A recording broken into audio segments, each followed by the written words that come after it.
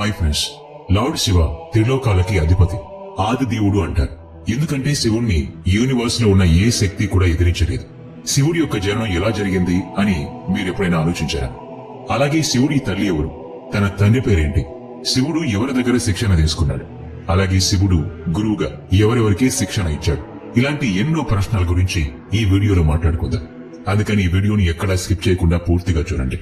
మరి ఇంకెందుకు ఆలస్యం, let's start our today's episode. ముందుగా శివ పురాణంలో శివుడి జన్మకు సంబంధించిన ఒక కథ గురించి తెలుసుకుందాం. శివ పురాణం ప్రకారం భగవంతుడైన శివుడిని స్వయంభువు అంటారు. అంటే అర్థం శివుడి యొక్క జన్మ అనేది స్వయంగా జరిగింది. శివుడికి తల్లి తండ్రులు లేరు అని మనం అర్థం చేసుకోవాలి. అందుకే శివుడు పంచభూతాల్ని కంట్రోల్ చేయగలడు. దీనివల్ల శివుడికి మృత్యు అనే భయం కూడా లేదు. శివుడికి చావు అనేది లేదు. ఇప్పుడు విష్ణు పురాణంలో చెప్పబడిన భగవంతుడు శివుడి యొక్క జన్మకి సంబంధించిన ఇంకొక కథ గురించి మాట్లాడుకుందాం. విష్ణు పురాణం ప్రకారం విష్ణువు నుదుటి నుంచి వచ్చిన తేజస్సు కారణంగా శివుడి యొక్క జన్మ జరిగింది. విష్ణువు నాభిభాగం నుంచి బ్రహ్మ ఉద్భవించాడు. అయితే విష్ణువు జన్మ గురించి శివ పురాణంలో ఉంది. శివుడు ధ్యానం చేస్తూ రుద్రాక్షమాలను లెక్కిస్తూ ఉన్నప్పుడు ఒక రుద్రాక్ష నుంచి విష్ణువు జన్మించాడు. ఇక్కడ మీరు గమనించినట్లయితే విష్ణు పురాణం మరియు శివ పురాణం రెండు ఒకదానికొకటి పూర్తి వ్యతిరేకంగా ఉన్నాయి. ఇవే కాకుండా శివుడి జన్మకి సంబంధించి ఇంకొక పురాతన కథ కూడా ఉంది. ఈ కథ గురించి మీ ఇంట్లో మీ అమ్మమ్మ తాతయ్యలు చెప్పే ఉంటారు. ఇంతకీ ఆ కథ ఏంటంటే, ఒకానొక సమయంలో విష్ణువు మరియు బ్రహ్మకి మధ్య పెద్ద ఆర్గ్యుమెంట్ జరిగింది. ఆ ఆర్గ్యుమెంట్ లో ఈ యూనివర్స్ లో ఎవరు గొప్ప అనే మాటలతో గొడవ పట్టం మొదలు పెట్టారు. అలా వీళ్ళిద్దరి మధ్య ఆర్గ్యుమెంట్ జరుగుతున్న సమయంలో శివుడు మెరుస్తున్న స్తంభంలాగా మధ్యలో ప్రత్యక్షమయ్యాడు. బ్రహ్మ విష్ణువులు ఇద్దరికీ కూడా అక్కడ ఏం జరుగుతుందో అర్థం కాలేదు. అప్పుడు సడన్ గా ఒక శబ్దం వినిపించింది. మీలో ఎవరైతే ఈ స్తంభం యొక్క పైభాగాన్ని కనిపెడతారో వాళ్లే గొప్ప అనే మాట వినిపించింది. అది విన్న వెంటనే బ్రహ్మ ఒక పక్షిలాగా మారి పైకి ఎగరడం మొదలు పెట్టాడు. విష్ణువు వరాహ రూపం దాల్చి స్తంభం యొక్క చివరి భాగాన్ని వెతకడానికి బయలుదేరాడు. అలా చాలాసేపు వెతికిన తర్వాత బ్రహ్మ విష్ణువులు ఇద్దరికీ కూడా స్తంభం యొక్క చివరి భాగం కనిపించలేదు. చివరికి వీళ్ళిద్దరు కూడా ఓటమిని అంగీకరించారు. ఆ తర్వాత శివుడు స్తంభ రూపాన్ని త్యజించి అసలైన రూపంలోకి మారిపోయాడు. అది చూసిన బ్రహ్మ విష్ణువులకి ఈ యూనివర్స్ లో అత్యంత శక్తివంతుడు శంకరుడే అని కనివిప్పు కలిగింది. శివుని మించిన శక్తి ఏమీ లేదు అని నమ్మారు. ఆ కథ ద్వారా శివుడికి అంతం లేదు అని అర్థం అవుతుంది. అందుకే శివుణ్ణి స్వయంభూ అంటారు. అంటే భగవంతుడు శివుడికి అసలు అంతం అనేది లేదు. ఎందుకంటే శివుడు అమరుడు. శంకరుడికి సంబంధించిన ఒక ప్రసిద్ధ విషయం గురించి కూడా మాట్లాడుకుందాం. బ్రహ్మ శివుడికి తండ్రి అవుతాడు. ఈ స్టోరీ ప్రజల మధ్యలో చాలా ప్రసిద్ధి చెందింది. ఒకవేళ ఈ స్టోరీ నిజమైతే అసలు ఏ విధంగా శివుడు బ్రహ్మకి పుత్రుడవుతాడు? ఈ ప్రశ్నకు సంబంధించి విష్ణు పురాణంలో ఒక కథ కూడా ఉంది. విష్ణు పురాణం ప్రకారం భూమి, ఆకాశం అలాగే ఈ పూర్తి యూనివర్స్ నీటిలో మునిగిపోయి ఉంది. ఆ సమయంలో విష్ణువు తప్ప ఇంకెవరూ కూడా లేరు. ఆ సమయంలో కేవలం విష్ణువు మాత్రమే నీటి మీద తేలుతూ ఉన్నాడు. ఆ తర్వాత విష్ణువు నాభి నుంచి ఒక కమల పుష్పంలో బ్రహ్మ జన్మించాడు. బ్రహ్మ విష్ణువుడు ఇద్దరూ కూడా ఈ యూనివర్స్ గురించి మాట్లాడుతూ ఉన్నప్పుడు మధ్యలో శివుడు ఉద్భవించాడు. అప్పుడు బ్రహ్మ శివుణ్ణి గుర్తుపట్టలేదు. అప్పుడు శివుడు అక్కడి నుంచి మాయమైపోయాడు. ఇదంతా గమనించిన విష్ణువు బ్రహ్మకి దివ్య దృష్టి ప్రసాదించి శివుడి గురించి గుర్తు చేశాడు. ఆ తర్వాత బ్రహ్మదేవుడు తన తప్పును తెలుసుకుని శివుణ్ణి క్షమాపణ అడిగి పుత్రుడి రూపంలో తనకి జన్మించమని శివుణ్ణి అడిగాడు. అప్పుడు శివుడు బ్రహ్మదేవుడి ప్రార్థనని అంగీకరించి ఆశీర్వాదమిచ్చాడు.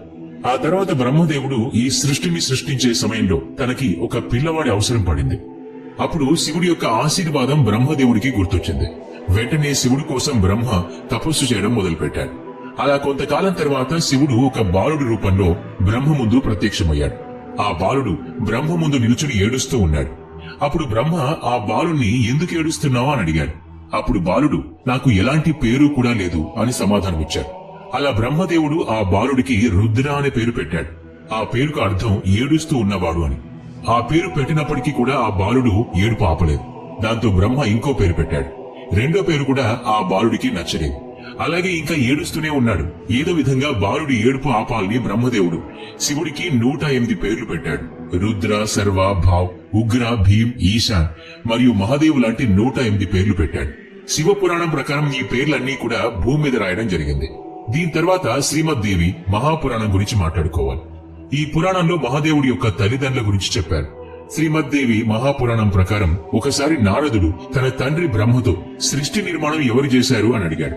అలాగే మీ త్రిమూర్తుల యొక్క తల్లిదండ్రులు ఎవరు అని అడిగాడు. అప్పుడు బ్రహ్మదేవుడు ఈ విషయం గురించి నారదుడికి చెప్పాడు. బ్రహ్మదేవుడు చెప్పిన విషయం చాలా ఆశ్చర్యకరంగా ఉంటుంది.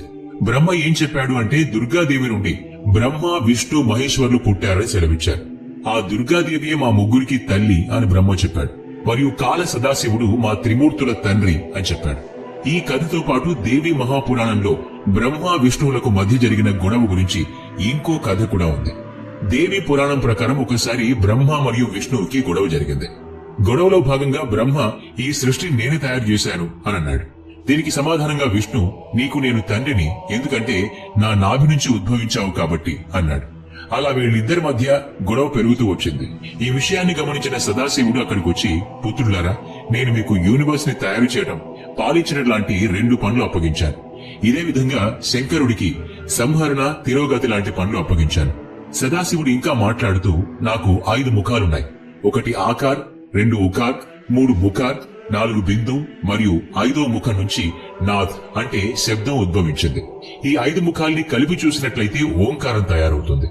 ఈ ఓంకారాన్ని మనం అందరం శివుడి మూలమంత్రంగా చెప్పుకుంటాం. సదాశివుడు ఇంత చెప్పిన తర్వాత శివుడి కంటే బ్రహ్మాండం మొత్తంలో ఎవరు కూడా శక్తివంతుడు కారు అని బ్రహ్మ, విష్ణువులకి అర్థమైంది. దాంతో ఇద్దరు కూడా శివుడికి ప్రణామాలు చేశారు. ఇప్పటి వరకు శివుడి గురించి ఎన్నో విషయాలు తెలుసుకున్నాం. అయితే శివుడు ఎవరి దగ్గర శిక్షణ పొందాడు, శివుడి యొక్క గురువెవరు అనే విషయం గురించి తెలుసా? మీలో కొంతమందికి ఈ విషయం గురించి తెలిసే ఉంటుంది. శివుడు పూర్తి విశ్వానికి గురువుగా చెప్పుకుంటారు. అయితే ఇక్కడ ప్రశ్న ఏంటి అంటే, శివుడు ఎవరికి గురువుగా శిక్షణ ఇచ్చాడు? హిందూ పురాణాల ప్రకారం ఈ విశ్వానికి బ్రహ్మ మరియు శంకరుడు ప్రథమ గురువులు అవుతారు. వీళ్ళిద్దరూ కూడా ఈ సృష్టిని తయారు చేశారు. బ్రహ్మదేవుడు తన మానస పుత్రులకు శిక్షణ ఇచ్చాడు. అలాగే శివుడు తన జ్ఞానాన్ని 7 శిష్యులకు ఇచ్చాడు. అంటే శివుడు 7 శిష్యులకి గురువుగా చెప్పుకోవచ్చు. ఆ 7 శిష్యుల్ని ఈ రోజు మనం సప్త ఋషులు అని పిలుస్తూ ఉంటాం. ఈ వీడియోలో శివుడి జన్మ గురించి ఎన్నో విషయాలు తెలుసుకున్నాం.